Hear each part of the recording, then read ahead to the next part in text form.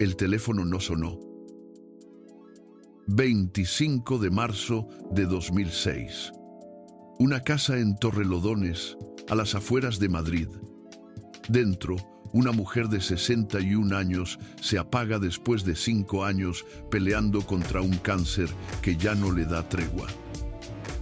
A su alrededor están sus hijos, su esposo, la gente que la quiso de verdad. Y afuera, en México, a 9.000 kilómetros de esa habitación, está el hombre que la convirtió en leyenda. El hombre que escribió la canción con la que millones de personas todavía lloran a sus muertos. El hombre que la llamó, durante años, su amiga del alma. Ese hombre no llamó. Ni ese día, ni el anterior, ni en los 10 largos años que llevaban sin dirigirse la palabra. Se llamaba Rocío Dúrcal. Y tú la conociste.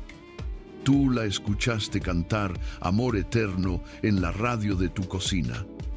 Tú la viste en la pantalla de tu sala, con esa voz que parecía hecha para el dolor bonito, ese que se canta con los ojos cerrados. La llamaron la española más mexicana. Nació en Madrid y terminó siendo más de Guadalajara y de Monterrey que muchas que nacieron aquí. Pero hoy no vengo a contarte la Rocío que ya conoces. Vengo a contarte lo que pasaba cuando se apagaban las luces. La historia del amigo que la hizo eterna y que, cuando ella se estaba muriendo, eligió el silencio. Lo que vas a escuchar hoy no está en ninguna biografía oficial de esas que se escriben para quedar bien. Hoy vas a descubrir 4 cosas que casi nadie te contó completas. Primero, ¿por qué el hombre que la volvió leyenda dejó de hablarle de un día para otro y las versiones que la industria prefirió dejar en la sombra? Segundo, el sacrificio del esposo que renunció a su propia carrera para que ella brillara y al que después quisieron manchar. Tercero, la versión que un hombre muy cercano al Divo de Juárez publicó en un libro y que la propia familia salió a desmentir. Y cuarto, lo que de verdad pasó el día que ella murió y dónde terminaron descansando sus cenizas. Te voy a avisar cuando llegue cada una, pero si te vas antes del final, te vas a perder la cuarta. Y la cuarta es la que explica todo lo demás. Para entender cómo fue posible que esa habitación en Torrelodones se quedara sin la llamada que la habría cerrado en paz, hay que volver muy atrás. Porque esta historia no empieza el día que ella se muere. Empieza mucho antes. Y empieza con algo que tú probablemente viste en tu propia televisión. 4 de octubre de 1944, Madrid. En una España gris, de posguerra, de racionamiento y de misa obligatoria, nace una niña a la que ponen por nombre María de los Ángeles de las Heras Ortiz. Casa humilde, padres trabajadores, una infancia sin lujos, de esas en las que cantar es lo único que no cuesta dinero. Y esta niña canta. Canta en la cocina, canta en la calle, canta en los concursos de la radio a los que se presenta con nombres que se inventa sobre la marcha. Primero se hace llamar Rocío Benamejí, después Rocío Fiestas. El nombre Rocío se lo puso su abuelo, que decía que su voz era fresca como el rocío de la mañana. El apellido llegó de la forma más rara que te puedas imaginar. Le vendaron los ojos, le pusieron un mapa de España delante y le dijeron que señalara. Su dedo cayó sobre un pueblo de Granada llamado Dúrcal. Y así, con los ojos tapados y el dedo en un mapa, quedó bautizada para siempre la mujer que México iba a adorar. Rocío Dúrcal. Guarda ese detalle. Una mujer que ni siquiera eligió su propio nombre. Otros lo eligieron por ella. Y esa, aunque todavía no lo parezca, va a ser la historia de toda su vida. quiero que te imagines de dónde venía esta niña. La España de su infancia era un país roto. Acababa de salir de una guerra civil que dejó heridas que todavía no cerraban. Había hambre de verdad, de la que aprieta el estómago. Cartillas de racionamiento. Familias enteras sobreviviendo con lo justo. Y en medio de esa pobreza, una niña que cantaba. Porque cantar era lo único que no costaba dinero. Con 10 años, se presentaba a los concursos de la radio, temblando delante de un micrófono, con la esperanza de que su voz le abriera una puerta que en su casa no existía. Y esa voz, esa vocecita que sorprendía a todos, terminó siendo su boleto para salir de la pobreza. Pero fíjate en el precio. Para salir de la pobreza, tuvo que entregarse muy pronto a un mundo de adultos que decidían todo por ella. Una niña convertida en producto antes de ser mujer. Otra vez, otros mandando sobre su vida. A los 15 años, un productor de cine llamado Luis Sanz la descubre. Y aquí quiero que te detengas un segundo porque esto es importante. En aquella España, una niña de 15 años no decidía nada sobre su carrera. Lo decidían los hombres del negocio. El productor decía qué películas hacía, qué canciones cantaba, cómo se peinaba, con quién se dejaba ver. La niña ponía la cara, la voz y la ilusión. El hombre ponía las reglas. Ese fue el primer molde en el que la metieron. Y funcionó. En 1961 debuta en el cine con una película que se llama Canción de Juventud y de la noche a la mañana se convierte en la novia de España entera. La niña buena, la jovencita dulce, la cara limpia que las madres querían para sus hijos y que las hijas querían ser. Más bonita que ninguna. Acompáñame. Buenos días, condesita. Una tras otra, las películas la fueron convirtiendo en la estrella juvenil más grande de su país. Tú a lo mejor las viste, a lo mejor tu mamá te llevó al cine a ver a esa muchachita española que cantaba como Los Ángeles. A lo mejor tú querías vestirte como ella. Déjame que te reconstruya esa época, porque muchas de ustedes la vivieron. Era el final de los años 60. No había teléfonos en el bolsillo, no había 1000 canales. Había una pantalla en blanco y negro, o si acaso a colores para las familias con suerte, y en esa pantalla, o en la sala del cine del barrio, aparecía ella. Tú te sentabas con tu mamá, o con tus hermanas, y ahí estaba esa muchachita española de ojos grandes que cantaba y actuaba y sonreía como si el mundo fuera un lugar bonito. Era la ilusión hecha persona. Era lo que una niña de aquellos años quería llegar a ser. Rocío de la Mancha. Marianela, la novicia rebelde. Película tras película, se metió en el corazón de 2 generaciones sin pedir permiso. Y aquí hay algo que quiero que entiendas bien, porque es la raíz de todo.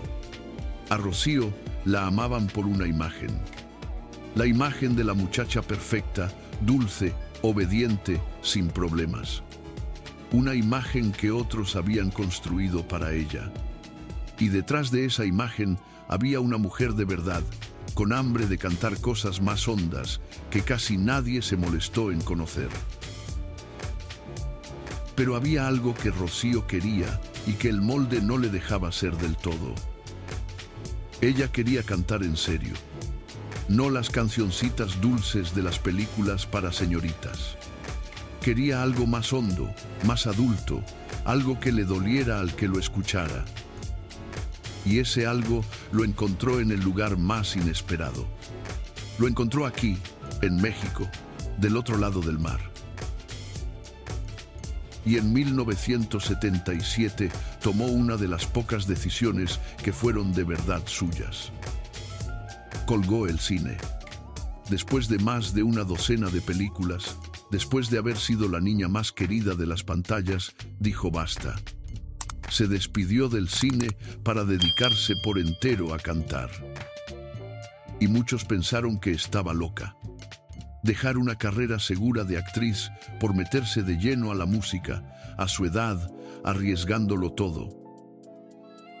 Pero ella lo tenía clarísimo. El cine la había hecho famosa. El canto la iba a hacer eterna. Y no se equivocó.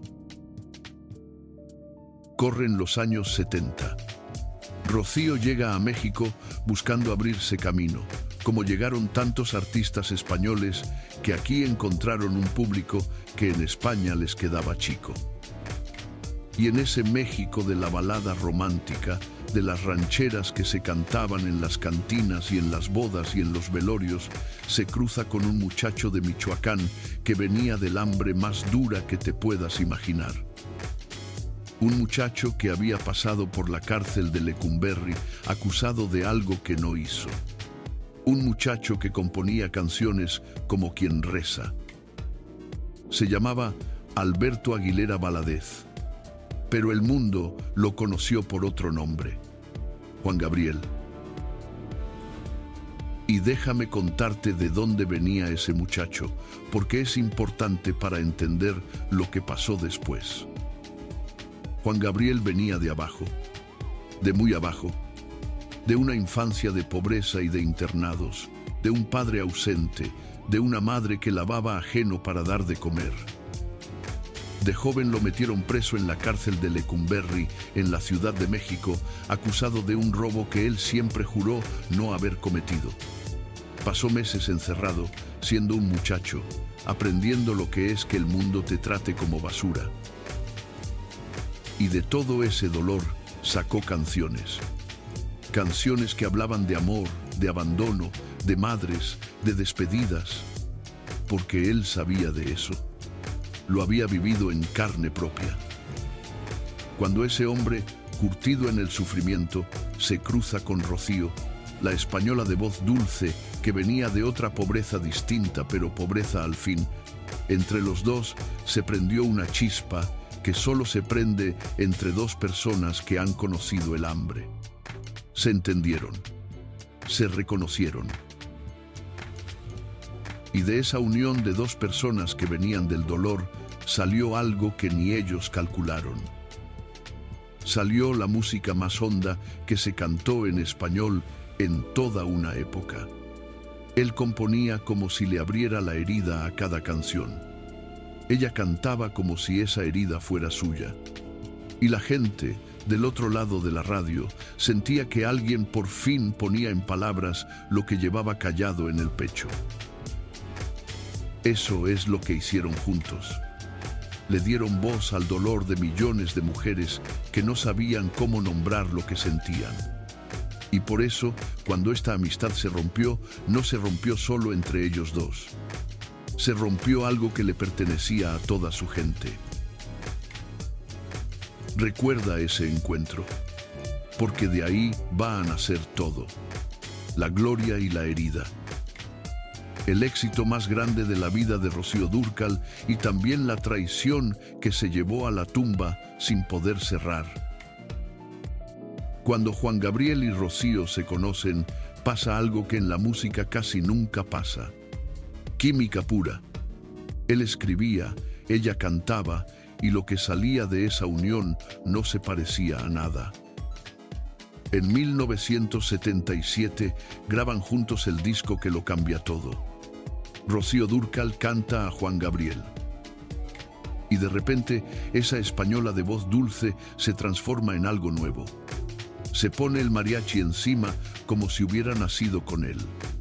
Canta las rancheras con un dolor que hasta los que nacimos aquí sentimos de verdad. Amor eterno. Esa la escribió él. La escribió para su propia madre muerta y se la dio a ella para que la cantara. Y Rocío la cantó de tal forma que hoy, 40 y tantos años después, sigue sonando en cada funeral, en cada aniversario, en cada casa donde falta alguien. Piénsalo. La canción con la que tú despediste a tu madre, o a tu padre, o a alguien que amabas, probablemente fue esa. Grábate ese título. Van a volver muchas veces en esta historia. Y la última vez que vuelvan, te van a doler distinto.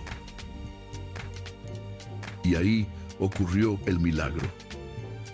Una española de Madrid se puso a cantar rancheras mexicanas. Y no las cantó como turista. Las cantó como si hubiera nacido en Jalisco, como si hubiera llorado en las mismas cantinas, como si le hubieran roto el corazón con mariachi de fondo. El público mexicano, que es celoso de lo suyo, que no le perdona a cualquiera meterse con sus rancheras, la adoptó como a una hija. La española más mexicana la empezaron a llamar la reina de las rancheras. Costumbres. La gata bajo la lluvia. Fue un placer conocerte. Canciones que sonaban en cada radio, en cada cantina, en cada casa de México y de Estados Unidos, donde había una mujer con el corazón partido. Piénsalo. A lo mejor tú planchabas con esas canciones puestas. A lo mejor tú manejabas con esa voz acompañándote. A lo mejor tú lloraste una traición tuya de verdad, escuchando a Rocío cantar como si supiera exactamente lo que tú estabas sintiendo. Vendió más de 40 millones de discos por todo el mundo. Pero los números no dicen lo importante. Lo importante es que se metió en la vida de la gente, en la tuya. Se hicieron uña y carne. Grabaron disco tras disco, 6, 8 producciones, una detrás de otra, cada una más exitosa que la anterior. Él le abrió las puertas de su repertorio, le regaló canciones que cualquier cantante habría matado por tener, la dejó cantar temas suyos tan grandes como Déjame vivir. Viajaban juntos, llenaban auditorios juntos, se sentaban a comer juntos, se contaban las cosas que no se le cuentan a cualquiera. No eran solo dos artistas haciendo negocio. Eran dos personas que se querían de verdad, con una amistad de esas que uno cree que van a durar hasta la muerte. Rocío vendió más de 40 millones de discos en toda su carrera. 40 millones. Se convirtió en la tercera artista de habla hispana en entrar al Salón de la Fama de la revista Billboard. Le dieron el Grammy Latino a la excelencia musical. Y buena parte de esa montaña de éxito la construyó con las canciones de ese amigo del alma. Y algo más te voy a decir para que midas el tamaño de esta mujer. Fue la tercera artista de habla hispana en entrar al Salón de la Fama de la revista Billboard, ese que reconoce a los más grandes de la música. 4 décadas de carrera, alrededor de 30 discos, premios que llovían de todos lados. Una española que llegó a México sin nada asegurado y terminó siendo una de las voces más queridas que ha dado nuestro idioma. Eso no se logra con suerte. Se logra con un talento del tamaño de una catedral. Y sin embargo, con todo ese tamaño, con toda esa gloria, esta mujer terminó sus días esperando una llamada que nunca llegó. Ese es el misterio que vamos a resolver hoy, tú y yo, paso a paso. Por eso lo que pasó después no se entiende. Por eso, cuando te cuente cómo terminó todo, vas a hacerte la misma pregunta que se hicieron sus propias hijas. ¿Cómo es posible que dos personas que se quisieron tanto, que hicieron tanto juntas, que se dieron lo mejor que tenían, terminaran 10 años sin dirigirse la palabra?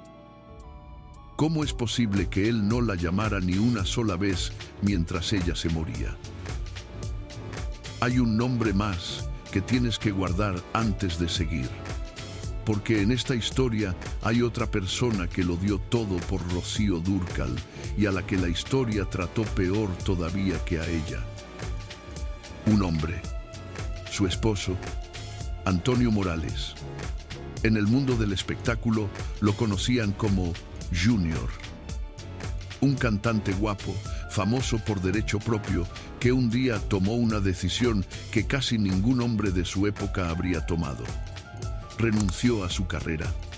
Se quedó en casa. Crió a los hijos para que ella volara. Y como pago, muchos años después, alguien iba a inventar sobre él la mentira más cruel. Recuerda ese nombre, Junior. Vas a volver a él, y cuando vuelvas, vas a entender por qué esta historia va mucho más allá de una cantante. Habla de todos los que la quisieron, y de cómo, uno por uno, el mundo del espectáculo los fue dejando solos. Para entender por qué se rompió lo que se rompió, primero tienes que entender cómo funcionaba el negocio.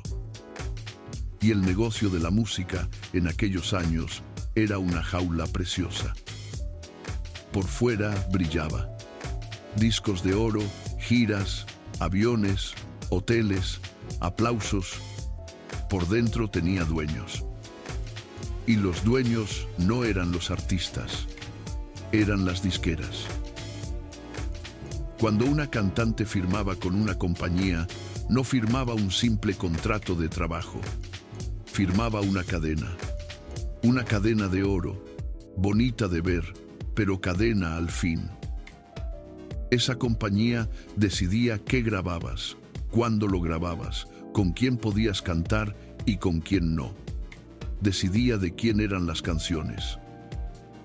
Porque en este negocio, las canciones tienen dueño. El que la escribe, sí, pero también la empresa que se queda con los derechos. Y aquí está la trampa que casi nadie te explica cuando te cuentan esta historia. Juan Gabriel y Rocío Dúrcal, en cierto momento, terminaron en compañías distintas. Él por un lado, ella por otro. Y dos empresas rivales, peleándose el mismo pastel, no iban a dejar que sus dos estrellas siguieran regalándose éxitos la una al otro tan tranquilamente. Y aquí hay algo que a la gente le cuesta creer, pero es así. Un artista muchas veces ni siquiera es dueño de lo que canta. Las canciones tienen contratos, tienen porcentajes, tienen empresas que se quedan con los derechos por años. Tú escuchas una canción y piensas que es del cantante. En los papeles, esa canción puede pertenecer a una compañía que ni siquiera sabe cantar. Así que cuando dos disqueras rivales se dieron cuenta de que Rocío y Juan Gabriel les estaban haciendo ganar millones a las dos al mismo tiempo, cada una quiso lo suyo.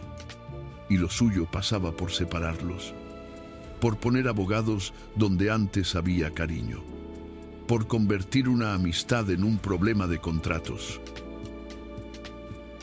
Piénsalo como si fuera tu propia familia. Imagina que tú trabajaste toda la vida con tu mejor amiga, cocinando juntas, sacando adelante un negocio que las dos levantaron con las manos.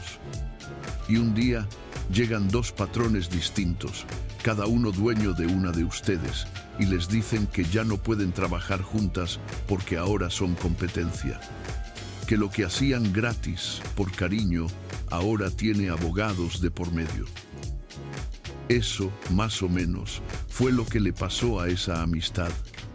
El cariño era de ellos, pero las canciones eran de las empresas. Rocío tuvo que dejar de cantar los temas de Juan Gabriel durante años. No porque quisiera, porque legalmente ya no podía. Y algo que empezó como un problema de papeles, de firmas y de porcentajes, se fue metiendo despacio en lo personal hasta pudrirlo. Y para que midas el tamaño de lo que se perdió, deja que te ponga los números. Juntos grabaron 6 discos, y si cuentas las producciones donde él estuvo metido de una forma u otra, fueron más. Discos que se vendieron por millones, en México, en Estados Unidos, en toda América. Aquella serie que se llamó Rocío Dúrcal canta a Juan Gabriel, volumen 1, volumen 2, y así, uno tras otro, fue la mina de oro más grande de la música mexicana de esos años. Los dos ganaron fortunas. Los dos hicieron historia. Y esas canciones se metieron en la vida de la gente. Fue un placer conocerte. El destino. Déjame vivir. Temas que se cantaban en las bodas y en los cumpleaños y en las madrugadas de despecho. Cuando Rocío cantaba una canción de Juan Gabriel, pasaba algo mágico. Él ponía las palabras exactas del corazón roto y ella les ponía la voz que las hacía sangrar. Los dos juntos eran más que la suma de los dos. Por eso el público los amaba como pareja artística. Por eso, cuando se separaron, muchos sintieron que algo se les rompía también a ellos. Como cuando se divorcia una pareja de la familia y todos, sin querer, quedamos un poco huérfanos de esa unión. Por eso lo que las disqueras hicieron fue tan absurdo. Rompieron la gallina de los huevos de oro por una pelea de dueños. Prefirieron el pleito antes que dejar que dos artistas que se querían siguieran regalándole belleza al mundo. Así funcionaba la máquina. Los sentimientos de los artistas valían menos que una firma en un contrato. Aquí viene lo primero que te prometí. ¿Por qué el hombre que la volvió leyenda dejó de hablarle? Y antes de contártelo, déjame decirte una cosa, porque sé que muchas de las mujeres que están escuchando esto lo van a reconocer al instante. Quizá tú también tuviste una amistad así, de esas que parecían para toda la vida. Y quizá tú también viviste ese día en que, por un orgullo, por una palabra maldicha, por algo que ni siquiera recuerdas bien, esa persona se fue y nunca más volvió. Y quizá tú también te quedaste con las ganas de arreglarlo y ya no pudiste. Eso le pasó a Rocío Dúrcal, pero a ella le pasó delante de 2 países enteros. La verdad completa es que nadie sabe con certeza qué rompió esa amistad. Ni ellos lo contaron claro. Se lo llevaron los dos a la tumba. Lo que existen son versiones. Y las 2 versiones más fuertes vale la pena que las conozcas, porque cada una dice algo distinto de quién era cada uno. La primera versión, la que más gente da por buena, es la que ya te conté. El pleito de las disqueras. El dinero, los contratos, una gira que se cayó, un disco que hubo que entregar a la fuerza. El productor Gustavo Farías, que trabajó con los dos en sus últimos discos a dúo, lo contó con todas sus letras años después. Según él, hubo palabras muy dolorosas entre ellos, malas formas por asuntos de negocio, una gira que nunca sucedió, dineros de por medio. En plena grabación de un disco, ella se fue a España y lo dejó a medias. Tan a medias que, según ese mismo productor, la portada del disco tuvieron que resolverla con un truco de computadora, porque los dos ni siquiera aparecían juntos en la misma foto. La segunda versión es más íntima y por eso duele más. Cuentan que todo se detonó durante la grabación de un video, el de la canción La Guirnalda, allá en Puerto Vallarta. Y que Juan Gabriel, según esta versión, mandó un equipo de televisión a filmar lo que ella estaba haciendo sin pedirle permiso. A Rocío no le gustó. Sintió que le invadían su espacio, que la espiaban, que se metían donde no debían. Y se lo reclamó de mala manera. Ella misma lo admitió años después, en el programa de Cristina, con una honestidad que a mí me parece de las cosas más valientes que dijo en su vida. Reconoció que a lo mejor levantó la voz más de lo que debía, en un momento que no era el adecuado. Sus palabras exactas fueron, y cito, que casi no se arrepiente de las cosas que hace, porque meter la pata también sirve para no volver a hacerlo. Pero esa vez, meter la pata le costó a su mejor amigo. Y ninguno de los dos, por orgullo, quiso ser el primero en pedir perdón. Y aquí quiero que te fijes en algo que dice mucho de la clase de mujer que era Rocío. Ella nunca habló mal de él en público. Nunca. En cada entrevista donde le preguntaban por el distanciamiento, ella se ponía triste, lamentaba haber perdido a su amigo, pero jamás lo insultó, jamás soltó veneno. Y Juan Gabriel, por su parte, cuando le preguntaron por ella en una entrevista en 1993, respondió con una elegancia que también dice mucho de él. Dijo, con estas palabras, que él no le iba a hablar mal de ella ni de nadie, jamás.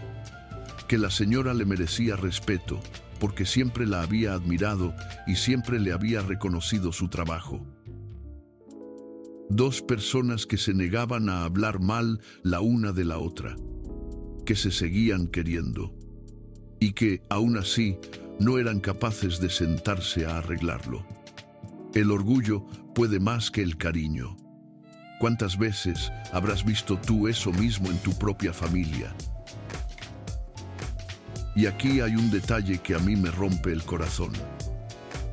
Ella contó que, cuando estaban distanciados, se mandaban cartas preguntando el uno por el otro, pero no se las daban en la mano, las metían por debajo de la puerta. Dos personas que se adoraban, que habían hecho historia juntas, mandándose papelitos por debajo de una puerta, como dos niños peleados en el recreo. Ella misma dijo que aquello era tonto e inmaduro.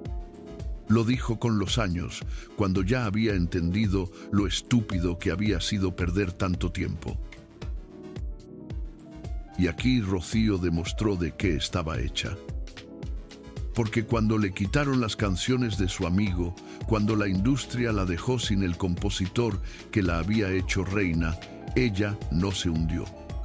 Buscó a otros. Se juntó con Marco Antonio Solís, el Buki, y grabó 2 discos que la volvieron a poner en la cima, con temas como Tu Mujer y Si Te Pudiera Mentir. Se fue con Joan Sebastián y sacó otro éxito, Desaires. Trabajó con arreglistas grandes como Bebú Silvetti y volvió a las baladas, y volvió a los boleros, y volvió a llenar auditorios. ¿Y sabes lo que eso demuestra? Que Rocío Dúrcal brillaba con luz propia. Con Juan Gabriel al lado o sin él, la voz que hacía llorar a la gente seguía siendo la suya. Él le dio las canciones perfectas, sí, pero el talento que las hacía sangrar era de ella. El talento era de ella. Y aún así, aún sabiendo que podía seguir sin él, algo le faltaba. Porque una cosa es reemplazar a un compositor. Y otra muy distinta es reemplazar a un amigo del alma. Eso no se reemplaza con nadie. Hubo un momento en que pareció que todo se arreglaba. Guarda esto, porque es una falsa esperanza de las que más adelante te van a doler. 10 años después de la pelea, en 1997, se reconciliaron. Rocío hizo algo hermoso. Juan Gabriel dio un concierto en Monterrey y ella, sin avisar, se subió al escenario delante de todo el público y le ofreció una disculpa. Cara a cara, con la gente gritando. Y ese mismo año grabaron el disco juntos otra vez, el único que hicieron enteramente a dúo, cantando los dos en cada canción. El público lloró de felicidad. Los dos ídolos, de nuevo juntos. La amistad restaurada. El final feliz que todos querían. Cantaron juntos en el Festival de Acapulco de aquel año. Cantaron en Jalisco. El público los veía y creía que todo estaba curado. Pero los que estaban cerca contaban otra cosa. Contaban que, mientras más trabajaban juntos, más crecían las diferencias personales entre ellos. Que lo profesional los volvía a unir en el escenario y lo humano los volvía a separar en cuanto bajaban de él. Fue una reconciliación de cara al público. De puertas para adentro, la grieta seguía ahí, más honda cada día. Aquel disco, Juntos otra vez, terminó siendo lo último que grabaron como pareja artística.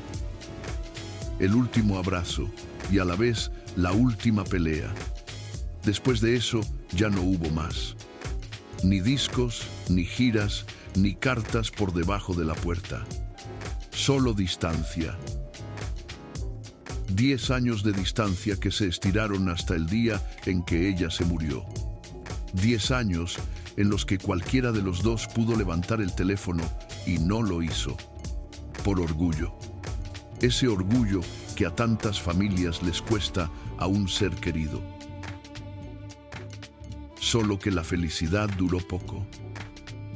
Porque detrás de las sonrisas del escenario, la herida seguía abierta.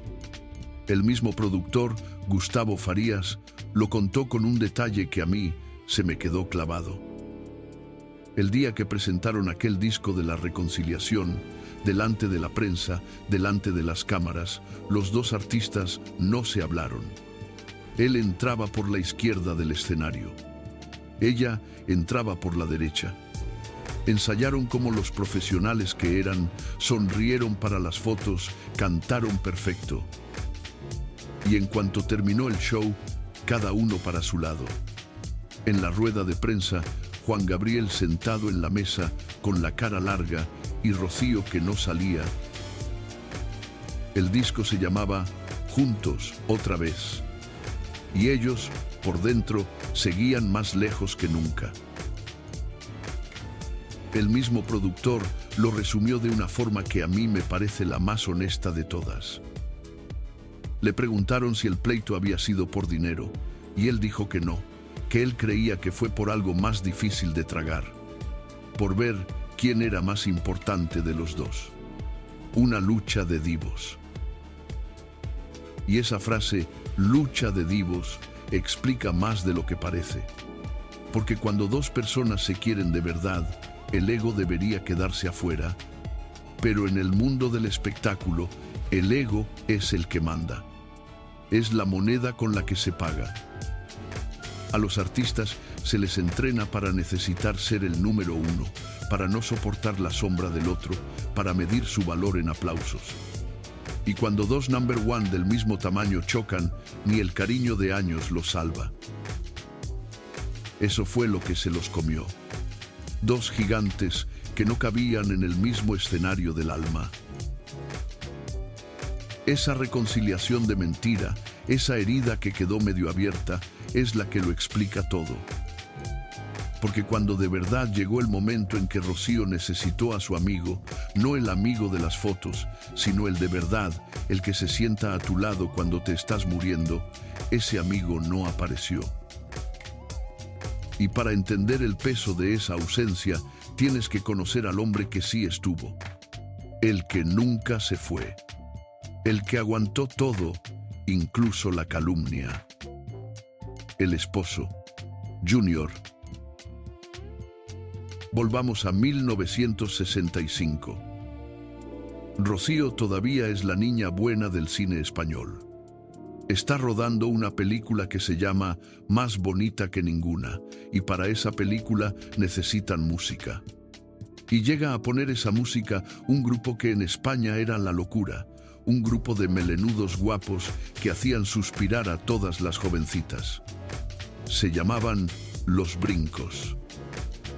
Y entre esos muchachos había uno, moreno, de sonrisa fácil, con pinta de galán de verdad, que se llamaba Antonio Morales.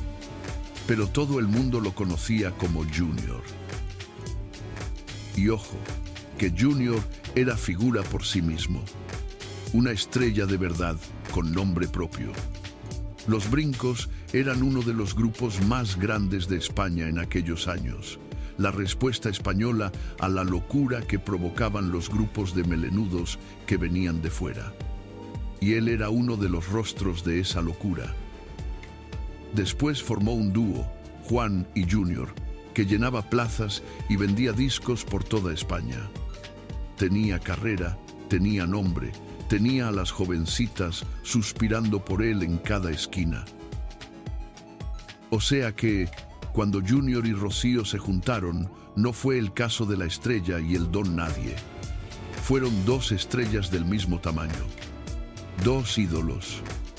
Dos personas que, cada una por su lado, ya tenían el mundo ganado. Y por eso, lo que él decidió después pesa todavía más. Porque no renunció a una carrerita cualquiera. Renunció a ser famoso de verdad, a algo que ya tenía en la mano. Y de todas las mujeres que podía tener, se enamoró de una. De la muchachita que cantaba en aquella película. Se enamoraron despacio, con años de amistad de por medio. Y en 1970, después de 9 meses de noviazgo, se casaron. Y no se casaron en cualquier lugar. Se casaron en el monasterio de El Escorial, ese que mandó construir un rey, uno de los edificios más imponentes de toda España. Imagínate la escena. Dos ídolos jóvenes, guapos, famosos, jurándose amor en un monasterio de piedra de siglos. 11 meses después de la boda, llegó la primera hija, Carmen. Y detrás vinieron Antonio y la más chica, Shaila. 3 hijos. Una familia de verdad. Y algo que a esta audiencia le va a llegar, porque son de la generación que sabe lo que vale. Rechazó contratos para poder cuidar a su hija recién nacida. La mujer que podía tenerlo todo, que tenía a media España a sus pies, dijo que no a los papeles para quedarse en casa con su bebé. Peleó por estar presente, por criarlos ella. Y aunque la carrera después la obligara a cruzar el mar meses enteros, el corazón siempre lo tuvo puesto en esos 3 hijos. Y aquí es donde esta historia se pone distinta a todas las que te han contado sobre el mundo del espectáculo. Porque en casi todas esas historias, el que renuncia es la mujer. La mujer deja la carrera, se queda en casa, cría a los hijos y el hombre sigue brillando. Aquí pasó al revés. Al principio, los dos intentaron seguir siendo artistas. En 1972, Junior y Rocío hasta armaron un espectáculo juntos, cantando a dúo en la televisión, en España y en América, con un nombre que hoy suena curioso, Unisex. Marido y mujer, sobre el mismo escenario, las dos estrellas brillando juntas. Pero pronto quedó claro algo que en aquella época pocas parejas se atrevían a decir en voz alta. Los dos no podían volar al mismo tiempo. Alguien tenía que quedarse a sostener la casa, a criar a los niños, a poner los pies en la tierra, mientras el otro se iba de gira meses enteros. Y en casi todos los matrimonios del mundo del espectáculo, quien se quedaba era la mujer. En este fue el hombre. En 1974, Antonio Morales, Junior, la estrella, el galán, el hombre que tenía su propia carrera en la cima, tomó una decisión. Se bajó. Dejó de cantar en serio. Renunció a los escenarios que eran suyos. Y se dedicó a tiempo completo a cuidar a los hijos. Para que ella pudiera volar. Para que Rocío pudiera irse a México meses enteros a conquistar un continente. Mientras ella llenaba el Auditorio Nacional y vendía millones de discos y la aclamaban en cada país de América, en su casa había un hombre. Un hombre que había sido famoso, cambiando pañales, llevando niños a la escuela, esperándola. Piensa un segundo en lo que eso significaba en aquella época. Un hombre que renuncia a su fama por la de su esposa. En los años 70, cuando a un hombre así lo señalaban, se reían de él, lo hacían sentir menos, porque en ese mundo, a un hombre que se quedaba en casa cuidando niños mientras su mujer triunfaba, en lugar de aplaudirlo, le soltaban una risita a sus espaldas. Y Junior lo aguantó. Lo aguantó con dignidad, sin quejarse en público, sin cobrarle a ella la factura, porque la quería. Así de simple. Y quiero que pienses en algo que casi nadie dice. A las mujeres de tu generación se les pidió toda la vida ese sacrificio. Deja la carrera, deja los estudios, deja tus sueños. Quédate en casa, cría a los hijos, sostén al hombre para que él llegue lejos. Y a la mujer que hacía eso, nadie le daba un premio. Se esperaba de ella. Era lo normal. Pues Junior hizo eso mismo, pero siendo hombre, en una época en que ningún hombre lo hacía. Y por eso su sacrificio se ve tan raro, tan grande, tan difícil de creer. Porque hizo lo que a las mujeres se les exigía en silencio, y que a un hombre le costaba la burla de todos. Cada vez que pienses en Junior cuidando a sus hijos mientras Rocío triunfaba, piensa también en todas las mujeres que hicieron lo mismo sin que nadie lo notara. En tu madre, tal vez. En ti, tal vez. Aquí viene lo segundo que te prometí. El sacrificio del hombre que renunció a todo para que ella fuera leyenda. Y déjame hacerte una pregunta, de esas que a lo mejor te tocan de cerca. ¿Cuántas veces en tu vida viste a alguien dar todo por otra persona en silencio, sin pedir nada a cambio? Quizá fue tu madre, quizá fue tu marido, quizá fuiste tú, que pusiste tu vida en pausa para que otros pudieran seguir la suya. Y quizá, como a Junior, nadie te lo agradeció nunca como debía. Eso fue Junior durante más de 30 años. El hombre invisible detrás de la mujer más visible. El que sostuvo la casa para que ella brillara afuera. Y no creas que fue por poco tiempo. Fueron décadas. Mientras Rocío grababa en México, mientras cantaba en el Auditorio Nacional, mientras la aclamaban de país en país, en su casa de Madrid había un hombre esperando, revisando tareas, cocinando, consolando a una niña que preguntaba cuándo volvía mamá. Y cuando mamá volvía, agotada de la gira, el hombre estaba ahí, sin reproches, con la casa en orden y los hijos sanos. Dime una cosa, ¿cuántos hombres conoces tú que habrían hecho eso en aquella época? ¿Cuántos habrían aguantado que su mujer fuera la famosa, la que ganaba, la que todos querían, sin que el orgullo les envenenara el matrimonio? Junior lo hizo, y lo hizo bien. Por eso lo que vino después, la calumnia, la historia sucia que inventaron sobre él, es una de las mayores injusticias de toda esta historia. Y lo hizo hasta el final. Junior estuvo con Rocío los 36 años que duró el matrimonio, desde 1970 hasta el día de su muerte, en 2006. 36 años. Cuando en el mundo del espectáculo los matrimonios duraban lo que dura una gira. Estuvo cuando llegó el dinero. Y estuvo, sobre todo, cuando llegó lo peor. Cuando el cuerpo de ella empezó a fallar. Porque mientras el amigo se alejaba del otro lado del mar, el esposo se quedaba pegado a la cama. Ese contraste, esa diferencia entre los dos hombres más importantes de su vida, es el corazón de esta historia. Uno escribió la canción con la que ella iba a ser recordada para siempre. El otro le limpió el sudor de la fiebre. Y guarda bien esto que te voy a decir, porque lo vas a necesitar dentro de un rato.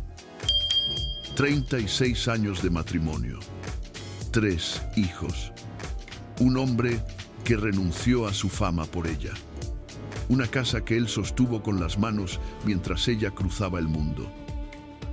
Esa es la vida real de esta pareja, documentada, comprobada, sin discusión.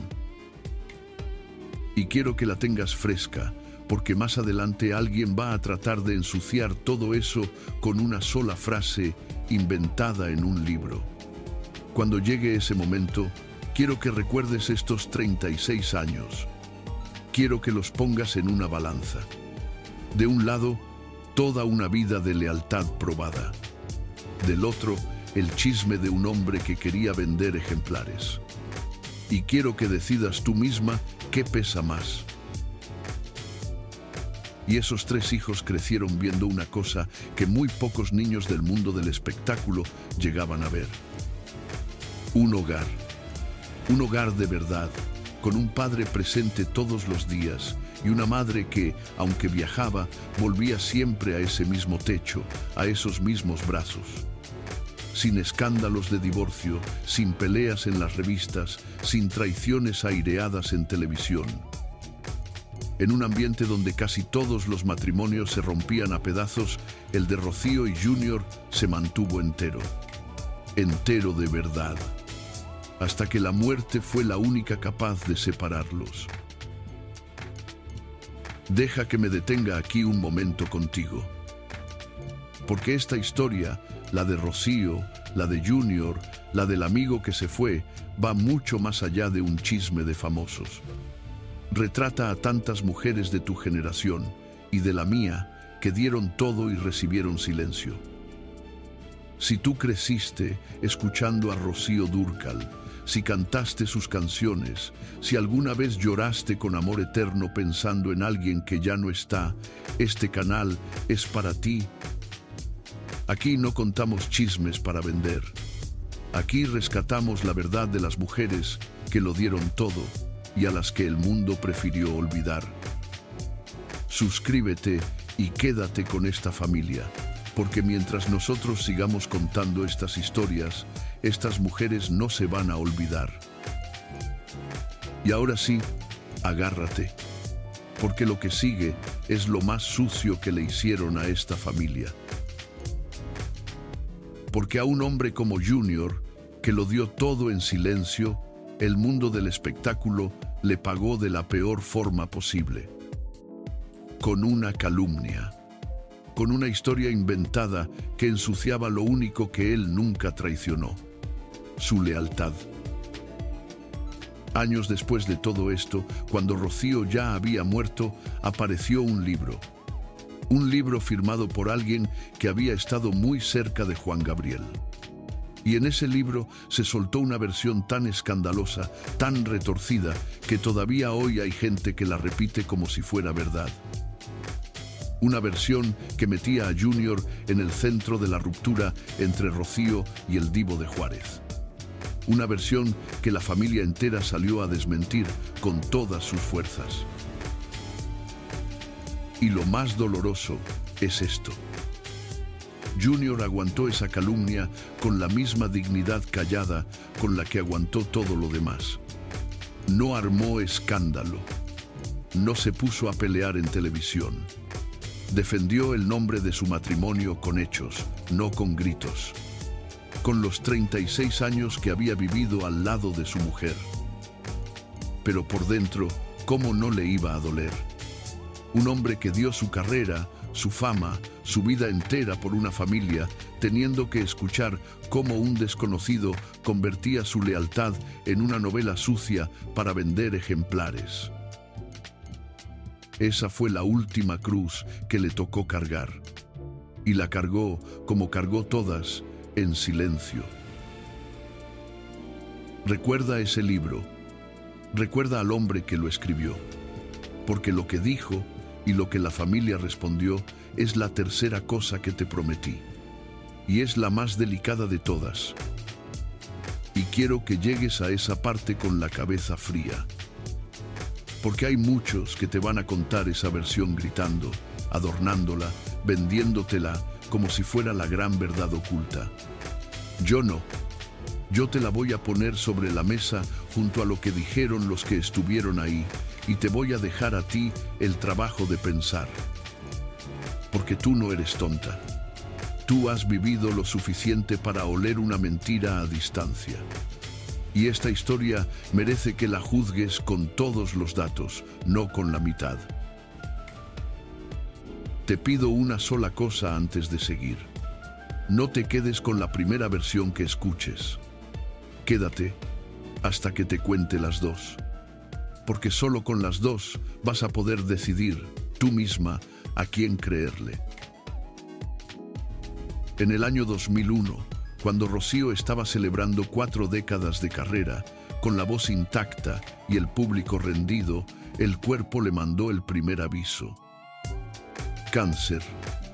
Los médicos lo encontraron y empezó la pelea más larga de su vida. Una pelea que iba a durar 5 años. Y aquí Rocío hizo algo que dice todo sobre quién era.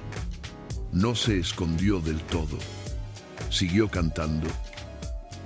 La operaron, tuvo que cancelar giras, pasó por quirófano más de una vez. Y aún así, en septiembre de 2002, se paró de nuevo en el escenario del Auditorio Nacional en la Ciudad de México para darle a su público lo que su público le pedía. Grababa discos entre tratamiento y tratamiento. Salía a cantar con el cuerpo cansado y la sonrisa puesta, porque así se le había enseñado desde niña. El show tiene que seguir, aunque por dentro te estés apagando. Fíjate en la fuerza de esta mujer. Justo antes de que llegara la enfermedad, en el verano de 2001, Rocío había vuelto a España a dar conciertos después de 13 años sin presentarse en su propio país. 13 años. Y volvió a llenar. Volvió a triunfar en la tierra que la vio nacer, como si el tiempo no hubiera pasado. Y en pleno regreso triunfal, cuando todo volvía a sonreírle, el cáncer tocó la puerta. La operaron. Tuvo que cancelar una gira entera por América y Estados Unidos, esa que su público esperaba con ansias. Se ausentó más de un año. Y aún así, volvió. En 2002, regresó al escenario. En 2003 grabó un disco nuevo, Caramelito, y se fue de gira otra vez, con el cuerpo enfermo, dándole la cara al mundo. Esa era Rocío Dúrcal. Una mujer que, muriéndose, seguía parándose a cantar para ti. Y mientras ella hacía eso, el amigo que la hizo leyenda no encontraba un minuto para marcar un teléfono. Quiero que te imagines lo que es eso. Subirte a un escenario, con miles de personas mirándote, sabiendo que tienes un cáncer avanzando por dentro. Sonreír. Cantar rancheras que hablan de dolor mientras cargas el dolor de verdad en el cuerpo. Y despedirte del público con la elegancia de siempre, sin que nadie note lo que te está costando cada respiración. Eso hizo Rocío durante años, con una entereza que a mí me deja sin palabras. Era una señora en el sentido más grande de esa palabra, de las que no le pasan su tragedia a nadie. Y mientras ella libraba esa batalla, con el mundo entero enterándose de que la española más mexicana estaba enferma, ¿sabes quién no apareció? El amigo del alma, el que le había regalado su canción más inmortal, el que la había vuelto leyenda. No la llamó, ni una vez. En los 5 años que duró la enfermedad. Esto no lo digo yo por decir. Lo dijeron sus propias hijas, con nombre y apellido, delante de las cámaras. Shaila, la menor, la que también se dedicó a cantar, lo dijo con dolor y con rabia contenida. Contó que en todo el tiempo que su madre estuvo enferma, el Divo de Juárez no la llamó ni una sola vez. Y la otra hija, Carmen, que curiosamente tenía una visión más suave del distanciamiento, que incluso decía haber visitado a Juan Gabriel en su casa muchas veces, coincidió con su hermana en una sola cosa, en la que más dolía. El día que Rocío murió, Juan Gabriel no marcó el teléfono, no llamó a la familia, no dio el pésame en privado, nada. Deja que eso te caiga bien hondo. 5 años. Una enfermedad larga, cruel, que todo el mundo del espectáculo conocía. Y el que había sido su hermano del alma, el que había llorado con ella, el que le había puesto en la boca las canciones más grandes de su vida, no encontró en 5 años un momento para llamar y preguntar cómo estaba. No hablo de que fuera a verla. No hablo de un gran gesto. Hablo de una llamada. De 10 minutos de teléfono. De un hola, ¿cómo sigues? Estoy contigo. Eso que cualquiera de nosotros le da al vecino enfermo, él no se lo dio a la mujer que lo hizo grande. Carmen lo contó con una generosidad que a mí me parece admirable, porque en lugar de escupir odio, trató de entender. Dijo, y esto es cita textual de ella, que su padre estaba muy dolido con él y que a ella le chocó muchísimo que no llamara, pero que era posible que Alberto sufriera tanto que no supiera cómo actuar cuando ella falleció, que quizá tenía más dolor que fuerzas para llamar. Y remató con una frase que lo dice todo. Dijo que no lo estaba excusando, porque él ya no estaba ahí para escucharla. Detente un segundo en eso. Una hija enterrando a su madre, teniendo que inventar excusas por el amigo que no tuvo el valor de levantar un teléfono. Eso también es parte de la historia. Y aquí es donde tengo que hablarte del sistema. Porque lo de Juan Gabriel duele, sí, pero él era un solo hombre, con sus propias heridas, con su propia forma rara de querer. Lo que de verdad indigna es todo lo demás. ¿Dónde estaba la industria que ganó millones con la voz de Rocío mientras ella se moría? ¿Dónde estaban los que le llenaron los bolsillos con sus discos? ¿Dónde estaban todos los que la aplaudieron cuando servía y que cuando el cuerpo dejó de servir se hicieron a un lado? El mundo del espectáculo es una máquina que celebra mientras produces. Te sube al altar, te pone flores, te grita que te quiere. Y el día que ya no puedes cantar, te suelta la mano y busca a la siguiente. A Rocío la salvó de esa soledad una sola cosa: su familia, Junior, sus hijos, la gente que la quería por ella, no por lo que producía. Y esto es lo que quiero que te lleves grabado, porque es la lección más dura de todas. Piensa en cuántos artistas has visto tú terminar así, solos, olvidados, enfermos en un cuarto mientras el mundo que los aplaudió ya bailaba con otro. ¿Dónde estaban los productores que se hicieron ricos con ellos? ¿Dónde estaban los canales que vendieron publicidad con su cara? ¿Dónde estaban los miles de admiradores que juraban amarlos? Rocío tuvo suerte dentro de la desgracia, porque tuvo una familia que no la soltó. Pero ¿cuántas no tuvieron ni eso? ¿Cuántas murieron de verdad solas, sin un Junior a su lado?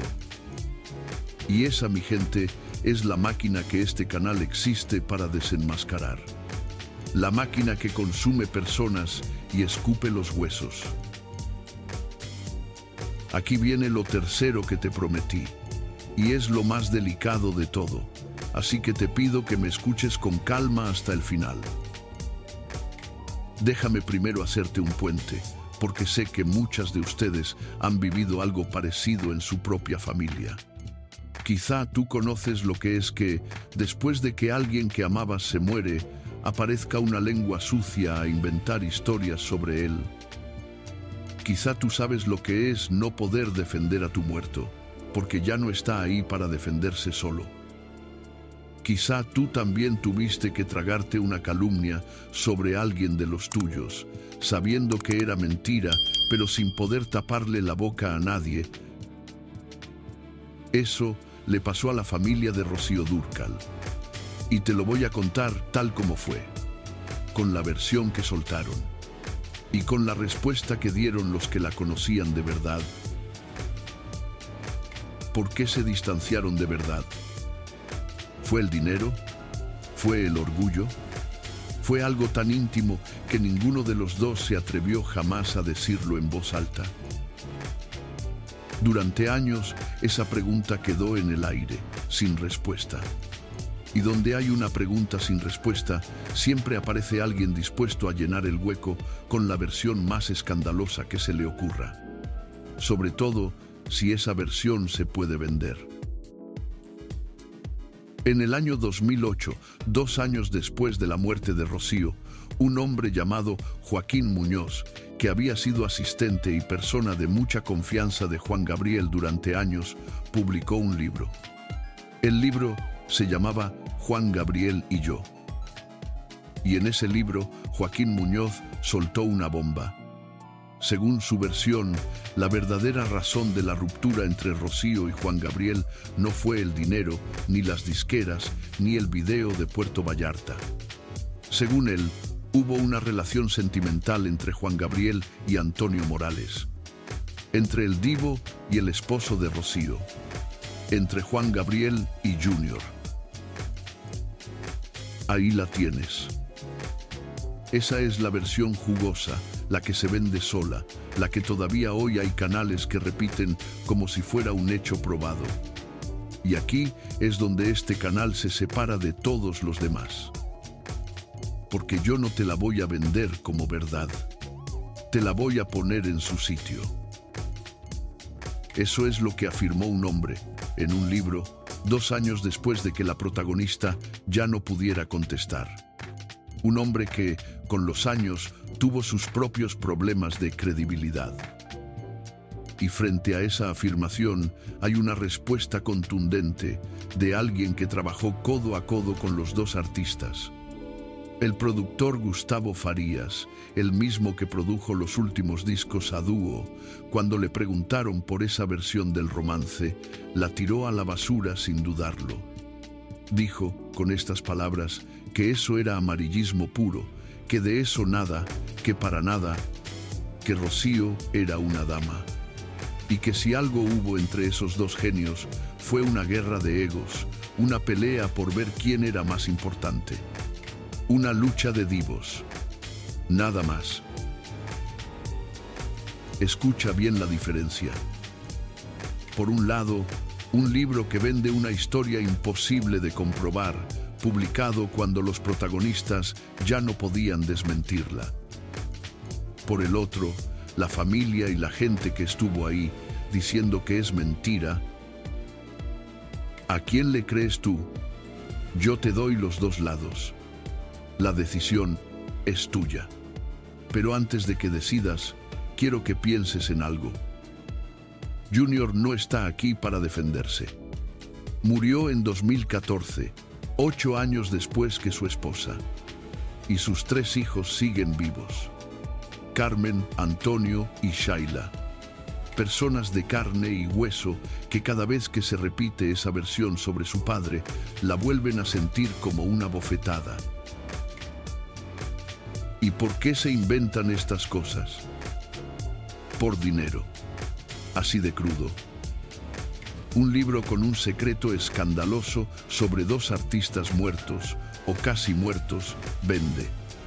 Un video con un rumor jugoso tiene más clics. Y la gente que fabrica esas historias sabe una cosa. Sabe que los muertos no demandan. Sabe que puede decir lo que quiera sobre alguien que ya no está para desmentirlo. Por eso este canal es distinto. Aquí Cuando algo no está probado, te lo digo. No te lo vendo como verdad para que te escandalices y compartas. Te trato como a una persona inteligente que merece saber qué es un hecho y qué es un chisme. Y lo que ese libro dijo sobre Junior es, hasta que alguien pruebe lo contrario, un chisme. Un chisme que ensucia a un hombre que se pasó la vida siendo leal. Por eso a mí no me interesa el chisme fácil. Me interesa lo que sí se puede probar.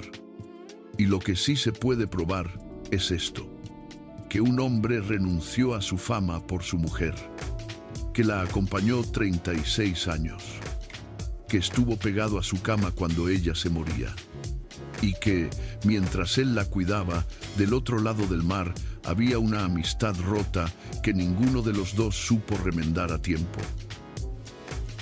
Esa es la historia real.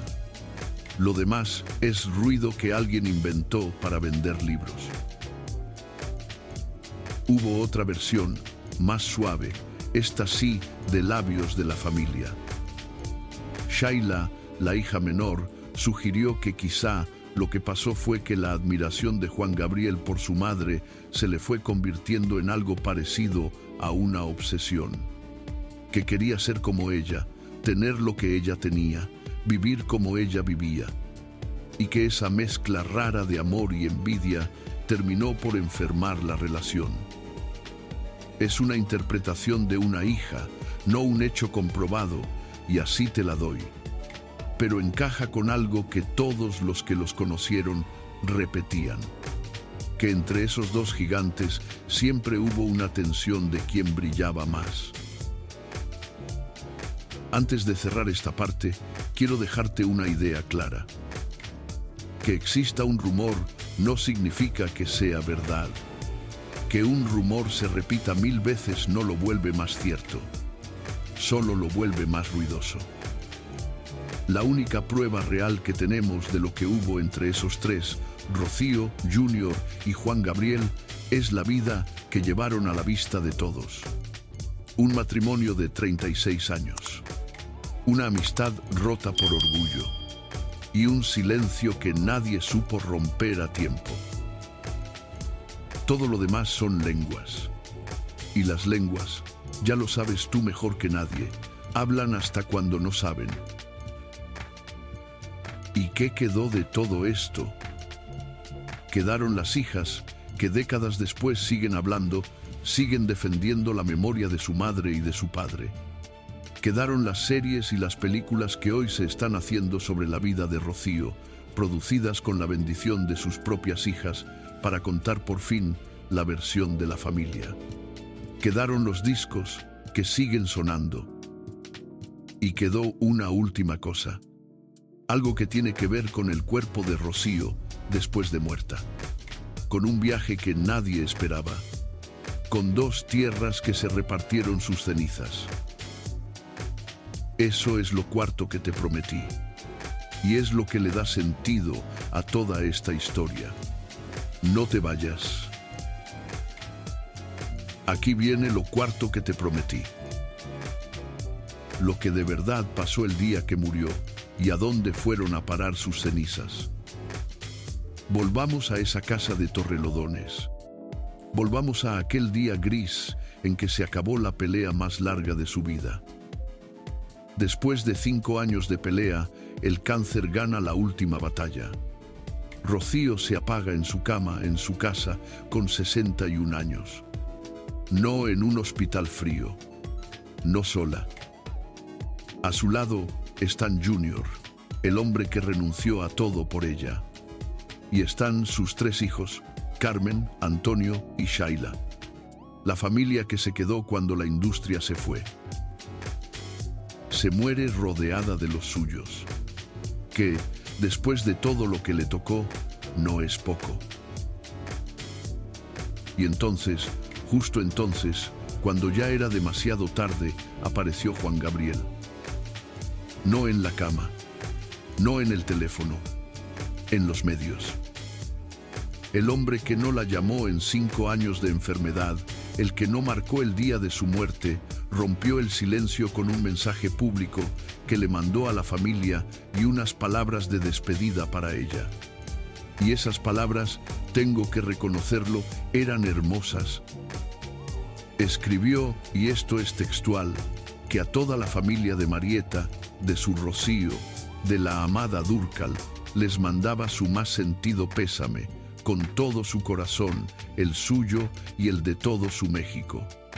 Y le escribió a ella una frase que resume esta historia entera mejor que cualquier cosa que yo pueda decirte. Escribió, dirigiéndose a Rocío ya muerta, que un amor es eterno, pero una amiga como tú es para siempre. Amor eterno. ¿Te das cuenta? La canción que él le regaló al principio de todo, la que ella volvió inmortal, la que tú cantas cuando se te muere alguien, terminó siendo el título de su propia despedida. Él la escribió pensando en su madre muerta. Rocío la cantó como nadie. Y al final, esas dos palabras se convirtieron en lo último que él le dijo, cuando ella ya no podía escucharlo. Todo ese cariño, llegando tarde, el adiós de un amigo que no supo despedirse a tiempo. Y todavía hizo algo más. Juan Gabriel, el hombre que en vida no le marcó, organizó después de su muerte un concierto en su honor. Un homenaje enorme, con luces, con público, con lágrimas. Y aquí es donde a mí me gana la tristeza, porque piénsalo bien.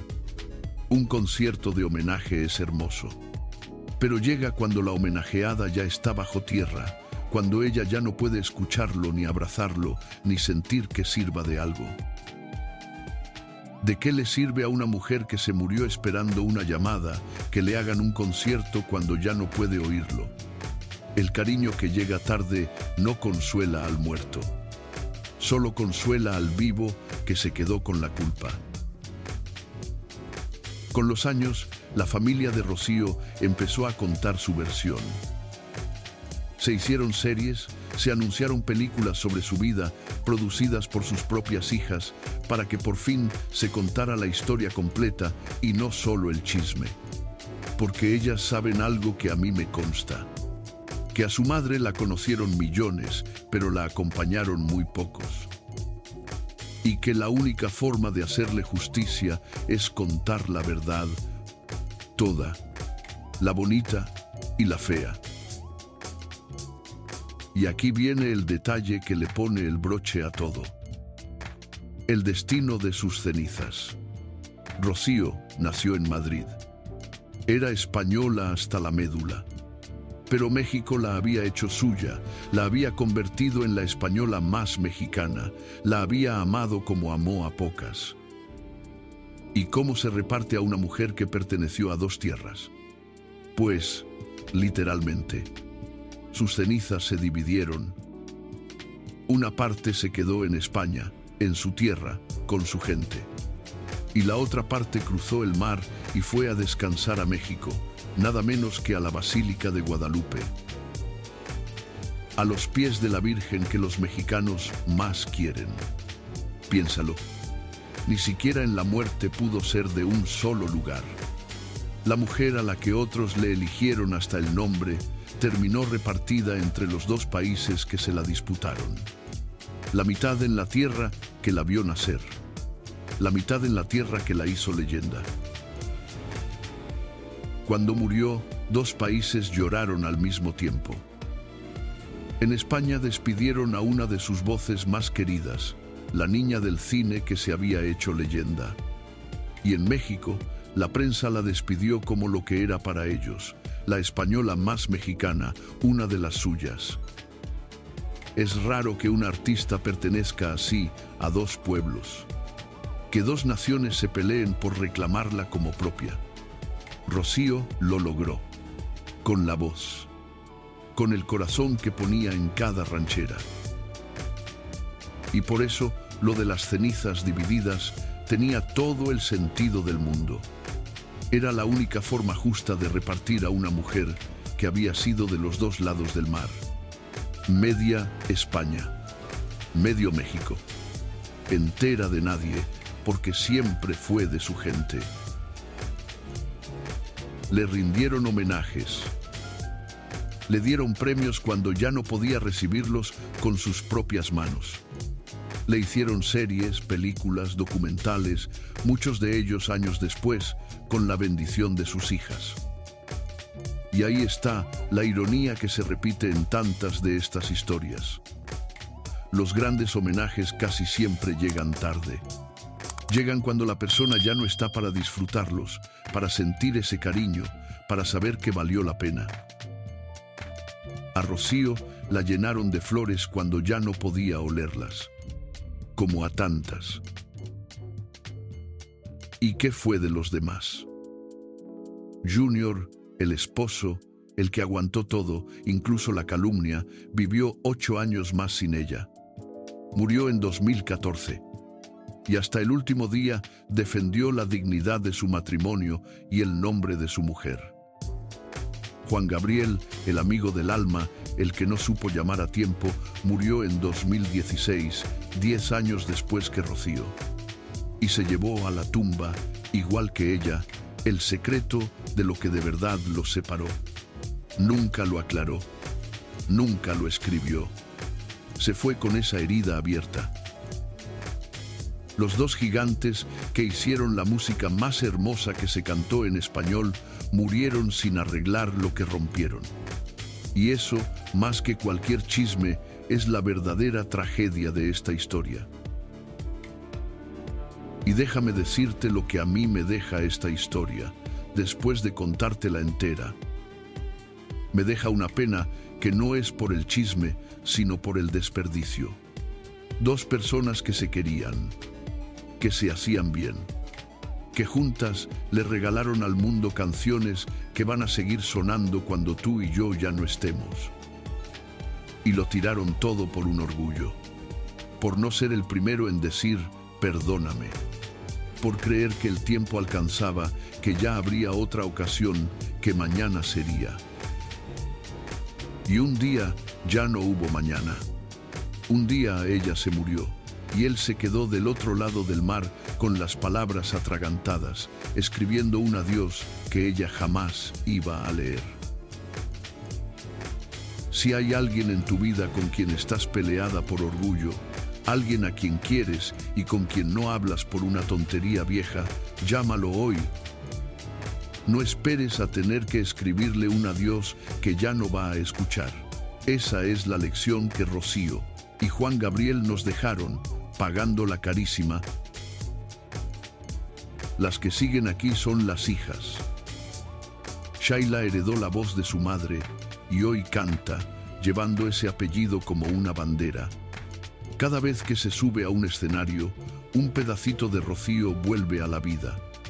La misma sangre, la misma garganta, el mismo dolor bonito en la voz. Carmen y Antonio guardan la memoria de otra forma, cuidando el nombre de sus padres, saliendo a poner las cosas en su sitio cada vez que alguien intenta ensuciarlos. Entre los tres han hecho lo que pocos hijos hacen: convertir el duelo en defensa. Han cuidado que la historia de su madre se cuente con la verdad de los que estuvieron ahí y no con el invento del que quiere vender. Porque esa es la parte que a mí me importa que te lleves.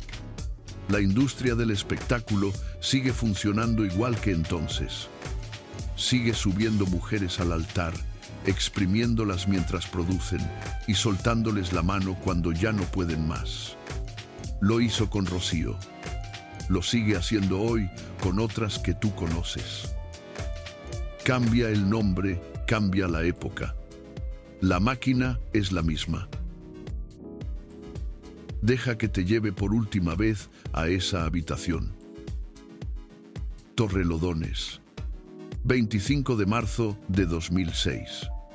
Una mujer de 61 años que lo dio todo, rodeada de los pocos que se quedaron. El teléfono, callado. El amigo, del otro lado del mar, sin marcar. Y en algún lugar de esa casa, seguramente, sonando bajito, la canción de siempre. La que él escribió. La que ella volvió eterna, la que ahora sonaba para despedirla a ella. Amor eterno. Ese fue el principio de todo entre ellos. Y ese fue el final. Una amiga para siempre, a la que no supieron acompañar hasta el final. Mi gente querida, de México, de Estados Unidos, de Colombia, de Argentina, de cada rincón donde alguien está escuchando esto con un nudo en la garganta, gracias por quedarte hasta el final. Gracias por no dejar que estas historias se olviden. Porque mientras haya alguien como tú, dispuesta a escuchar la verdad completa, ninguna de estas mujeres se va del todo. Ahora quiero pedirte una cosa. Baja a los comentarios y cuéntame cuál fue el primer recuerdo que tienes de Rocío Dúrcal. ¿Cuál fue la canción suya que más te marcó? ¿A quién despediste tú con amor eterno? Escríbelo, porque cada comentario tuyo es una flor que le dejamos a ella. Y si esta historia te removió por dentro, si te dolió ver cómo el mundo del espectáculo abandona a los que le dieron todo, entonces no te puedes perder otra historia que ya tenemos aquí. La de otra voz enorme que también cantó a dúo con Rocío. José Luis Rodríguez, el Puma. Un hombre que lo tuvo todo, la fama, la voz, el amor del público, y que terminó enfrentado a sus propias hijas en una batalla que le partió el alma. Esa historia te va a doler tanto como esta. La encuentras aquí mismo, en el canal. Ve a verla ahora. Y quiero que te quedes con una imagen antes de irte. La de una mujer que empezó siendo una niña pobre de Madrid, a la que otros le pusieron hasta el nombre, y que terminó siendo tan grande que dos países se pelearon por guardar sus cenizas. Entre esos dos extremos hubo una vida entera, de gloria y de abandono, de amor verdadero y de amistad rota, de una voz que hizo llorar a millones y de un teléfono que al final se quedó callado. Esa fue Rocío Dúrcal. Y ahora ya la conoces completa. No solo la de las canciones, la de verdad. Porque hay algo que estas historias nos enseñan a las malas. Que la fama no acompaña a nadie a la cama cuando llega el final. Que los aplausos se apagan. Y que al final lo único que se queda contigo es la gente que te quiso por lo que eras, no por lo que producías. Rocío Dúrcal lo aprendió del modo más duro. Pero fíjate en lo que sí ganó, porque también es parte de la verdad. Ganó una familia que la quiso hasta el último aliento.